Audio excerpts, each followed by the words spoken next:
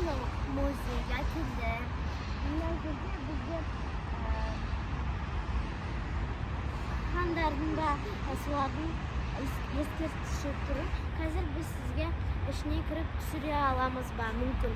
Себебі ана жерде рашид кетпеуі да мүмкін. Барынша түсіруге тырысамыз.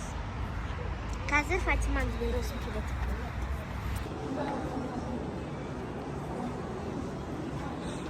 Kasar berge.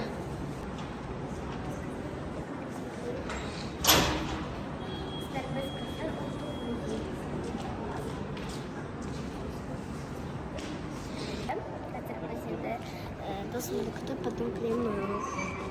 Сіздер бізге повезло. Жоқ, бізге емес. Бірде киімге алыпсыңдар ғой. Достарым, менің достарым келді. Сәлем. Біз бірге келдік.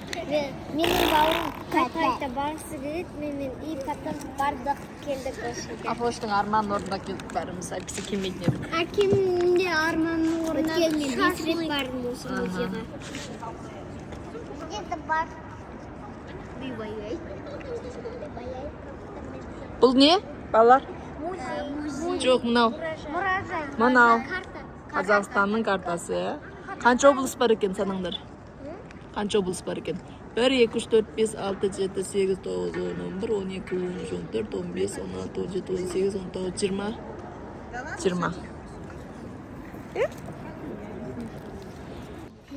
Ақырын сөйлеңдер.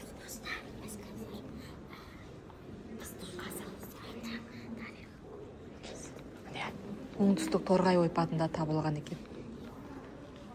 Апош қалайсың? Кірдік па? Кірдік. Каусар, біз Бурабайда кірдік қой. Есіңде ме? Біздің орналасқан жерімізді көрдіңдер ме? Қай жерде екен? Алтын адам музейі мына әлем бойынша жүріп кетті. Көрдіңдер ме? Алтын адам музейі мына әр жылдары осындай елдерге барып музейға барған екен.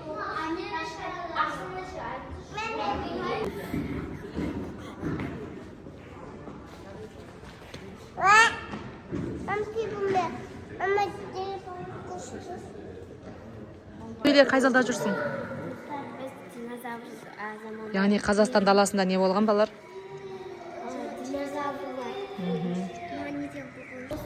Естедің? Шалапа.